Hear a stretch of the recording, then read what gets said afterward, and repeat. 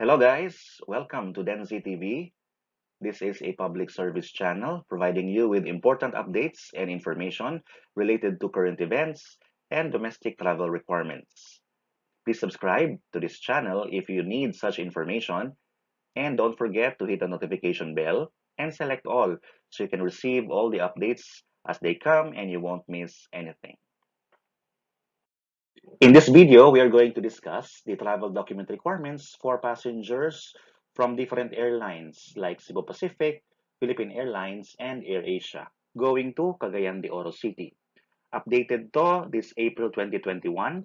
So lahat po ng mga information na pinrovide ng mga airlines na na-mention ay ginather po, okay, kinalap at nilagay dito sa video na to para lahat po kayo ay ma-inform kung ano ang mga requirements na kinakailangan para makapunta sa Cagayan de Oro City. So one-stop shop na to dito. Lahat ng dapat nyong malaman for traveling to Cagayan de Oro via these three airlines ay nandito na po para po sa inyo.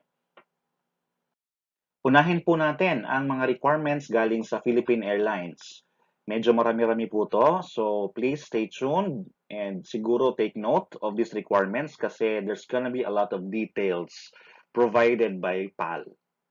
Okay, let's start with the requirements for all inbound passengers. Sa lahat po ng papasok sa Cagayan de Oro City, sakay ng Philippine Airlines, ito po ang set ng mga requirements. First is, dapat meron kayong OPCOURS na accomplished form, no? Ito yung tinatawag nila na Online Pre-Arrival Coordination System for Cagayan de Oro Barangay Coordination. Saan to kukunin? You have to go to this website. Take note of this website. Or maybe I will also post this website na lang, no? Yung link nga dun sa description below. Okay, para makuha nyo yung link. Okay, dito. And after nyo mag-register dito, a coordination letter will be automatically generated after successful submission. So ano pong itsura ng letter na yan? Ito po. Okay? Yan po ang sample coordination letter galing doon sa OPCOURS na website. So before your flight, kailangan nyong kunin to. Okay? Secure this coordination letter before your flight kasi kakailanganin to during check-in. Okay, aside from the OPCOURS, ay meron pa tayong dapat na puntahang website din, staysafe.ph. Ito yung contact tracing system. Okay? And you have to register to this website. So, yung website ay staysafe.ph na mismo. So, punta kayo doon. Yan yung sa National Tracing System. Ito naman ay para sa contact tracing ng Cagayan de Oro mismo. Ang tawag dito ay Higala app. Higala app QR code. Higala is a Cebuano term for kaibigan or friend. Saan makukuha yung QR code na yan? Dito sa website na to, higala.cagayandeoro.gov.ph. Okay, so yan. Kailangan nyo yan i-provide staysafe.ph for the national contact tracing and for the CDO-based contact tracing na Higala app QR code. Plus proof of identification, so provide an ID, a valid ID, plus a government-issued ID na merong address ng Cagayan de Oro City. Okay? Especially siguro to para sa mga locally stranded individuals at returning residents to prove that meron kayong, nandun kayo talaga nakatira sa Cagayan de Oro, meron kayong government-issued ID. Okay, pag-prepare nyo lang to, SSS, GSIS, etc., no? Passport. Yan. So, naka-mention naman din kung ano dapat i-prepare. So, i-prepare nyo na lang natin. Kung ikaw naman ay a poor or authorized person outside residence, ikaw ay frontliner or empleyado na pupunta ng CDO para mag-work or para sa isang business transaction na official, so, dapat meron kang additional requirements. So, ito yon. Karagdagan to, maliban dun sa na-mention na, no, kanina. We have, okay, dito ay government approved yung parang specific dito sa APUR na to. Government APUR ang na-mention.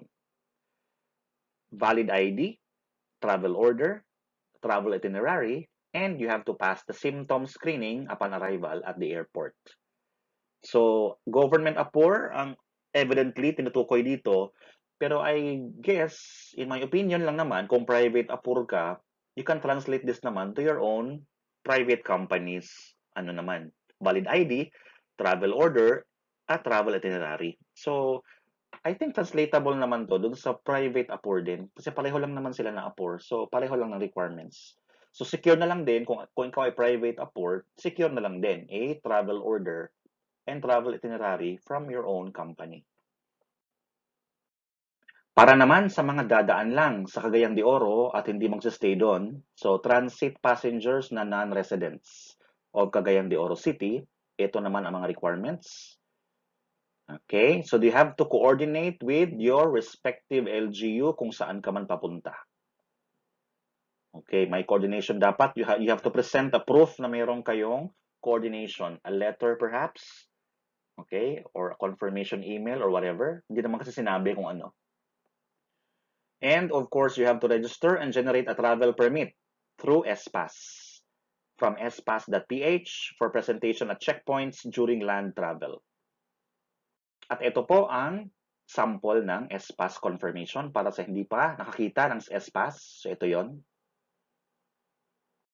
Ito naman ay mga general protocols upon arrival sa Laguindingan Airport ng Cagayan de Oro. So there is a mandatory clinical and exposure assessment. So ito ang tinatawag na symptom screening under the supervision of medical doctors. Okay, so if you've noticed, wala tayong RT-PCR test requirement, di ba? Dun sa nakalista kanina. So ito lang yung ginagawa nila to make sure na walang papasok na may sakit. Okay? So, may symptom screening. So, ang tanging obstacle na dapat nyong malampasan ay yung pagpasa sa symptom screening. Travelers are allowed to use public transportation bound to the city after exit. No? Pag okay ka na, wala kang symptoms, go na, no? Labas na sa airport, you're allowed to use public transportation. Pwede ka rin gumamit naman ng private transportation at ipipick up ka. Okay, given that yung driver, driver lang ang nakasakay dun sa pipick up sa'yo. Okay? So, yon kung normal lang naman, wala ka namang inaandang sakit or something. Pero kung ikaw ay isang traveler na may special case, like you are a person with disability or in need of assistance or medical care, pwedeng maraming, aside sa driver, pwedeng marami merong nurse or merong yaya or something na pwedeng nakasakay din. Pero, special case lang yon. For normal cases, driver lang dapat ang nakasakay sa private vehicle na magpipick up sa'yo. If you are going to Misamis Oriental Province, so hindi CDO ang iyong final destination, kundi somewhere in Misamis Oriental Province, okay, so dapat nakipag-coordinate ka na sa LGU ninyo beforehand. If you are an LSI or a returning overseas Filipino, ito naman yung mga requirements na dapat mong i-prepare. So, this is an additional requirement dun sa mga inbound passengers na sinasabi natin kanina. Okay? So, additional to. Okay? So, dito na, no? Papasok yung negative RT-PCR test result pag ikaw ay papunta sa province. Or kung wala ka namang result, pwede ka rin mag-provide ng proof na ikaw ay na-swab test. Pero, i-hold ka sa quarantine facility until maibigay mo ang result na dapat negative. Okay? So, upon arrival at the airport, LSIs and ROFs shall be picked up by the LGU vehicles. So, yung official LGU vehicles po ang pipick up sa inyo from the airport. Hindi private vehicle at hindi rin public transportation. Official LGU vehicles should pick you up. No quarantine kung walang symptoms at merong na-provide na negative RT-PCR test result. So kung may isa dito na bagsak, okay, either positive RT-PCR or hindi nakapasa sa symptom screening, you might be held for a quarantine procedure sa LGU quarantine facility. So, be sure po na pasado tayo sa dalawang bagay na yan. Okay, so LSI, ROF pa rin. Continue natin. Kung hindi ka naman makaka-present ng RT-PCR test result upon arrival at the city or municipality of destination, you should undergo quarantine for a certain number of days. Depende na to sa LGU na uuwian mo kung ilang days ka magka-quarantine. And on the 7th day, you will be tested. Okay, RT-PCR swab test. Pero for free naman. So, okay lang. Libre naman. Kung negative, then discharge ka na sa LGU quarantine facility. But kung positive, then another 7 days of quarantine. Okay? Tapos after 7 days, after which we shall be discharged without any repeat RT-PCR test provided no COVID-19 symptoms will manifest. Okay, so kung ulitin natin, kung positive ka, okay, you will undergo another 7 days. So, bali, 14 days yung,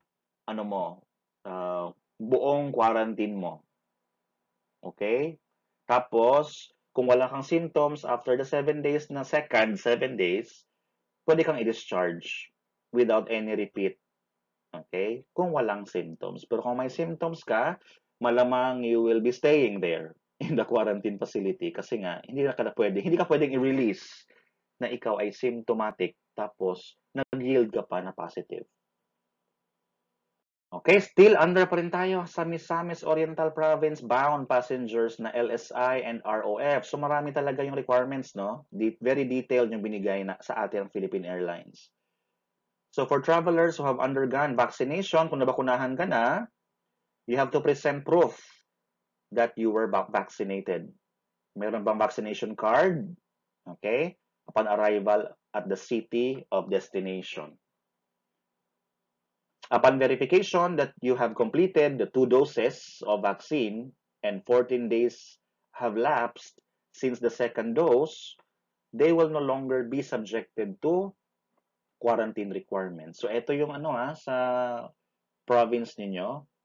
2 doses dapat of the vaccine, dapat nabakunahan ka ng 2 doses, and 14 days have passed since the second dose. So, 2 weeks after the second dose, kung wala kang symptoms, okay, then okay, you won't be quarantined. Pero kung hindi na-meet itong criteria, meaning 1 dose lang, or hindi rin naging 14 days after the second dose, pwede ka pa rin ma-quarantine.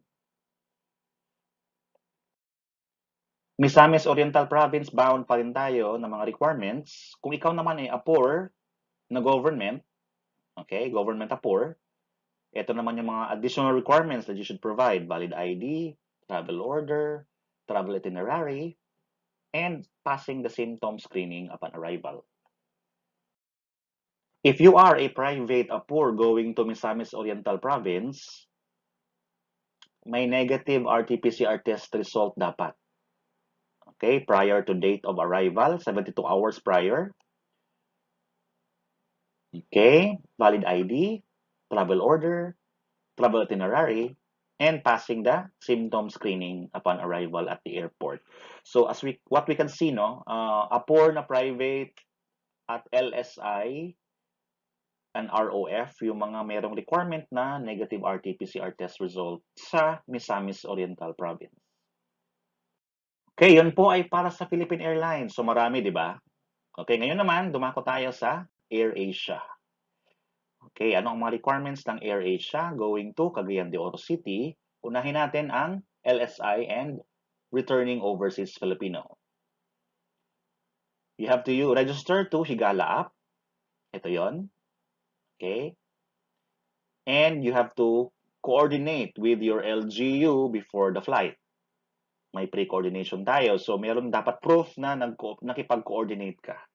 So, maybe a letter or something. Okay? Kung ikaw naman ay government appur, traveling via AirAsia going to Cagayan de Oro, ito naman yung mga requirements. Higala pa rin, proof of identification or valid ID, travel order, travel itinerary, and passing the symptom screening upon arrival. So, common to sa mga appurs, no? Meron talagang ID, travel order, travel itinerary. Okay? At passing the symptom screening, of course. Kasi wala tayong RT-PCR test requirement for Cagayan de Oro City. If you are a private appur going to Cagayan de Oro City via AirAsia, ito naman yung dapat mong i-provide na mga requirements. Higala app registration, use that site. Pre-coordination with the LGU of destination. So may proof tayo na nakipag-coordinate ka sa LGU ng pupuntahan mo na lugar. Valid ID, travel order, travel itinerary. Galing to lahat sa company mo. And you have to pass the symptom screening upon arrival. So common talaga to sa mga appurs, no? Na mga requirements. Whether government or private appur. So kung ikaw naman ay turista na nanggaling sa ibang rehiyon, outside Region 10, ito yung requirement mo. Pre-coordination with the LGU of destination, higala app registration. Yun lang, dalawa. Okay, take note. Kung ikaw ay hindi taga Region 10 na tourist. Kung ikaw naman ay turista na galing sa Region 10, only one requirement. Pre-coordination with LGU of destination. So may coordination letter dapat kayo na allowed kayong pumunta sa lugar na yon.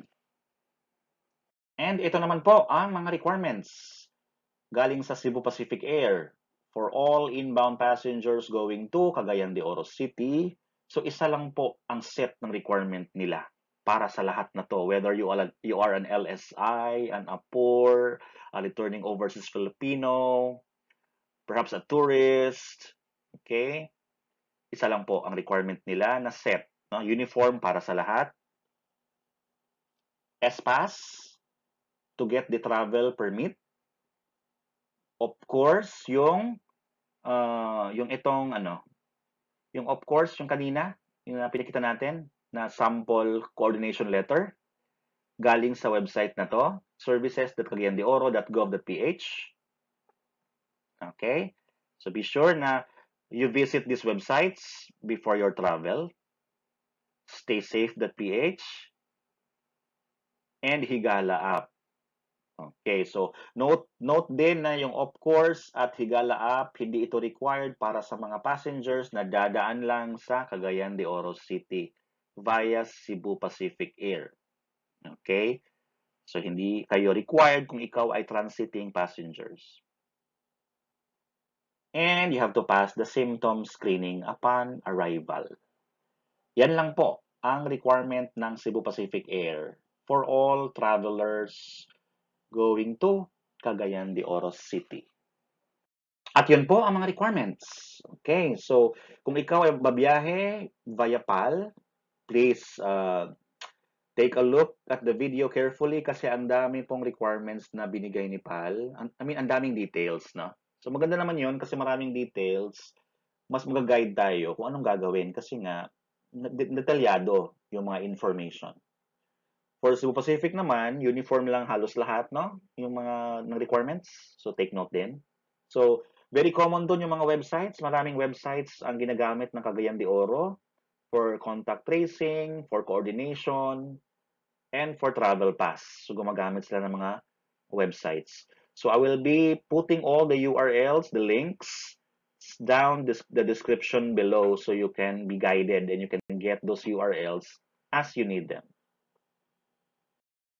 Thank you so much for watching the video. This has been Denzi TV at your service. Please don't forget to subscribe and hit the notification bell so you will receive all the updates as they come. Thank you so much po and have a nice day.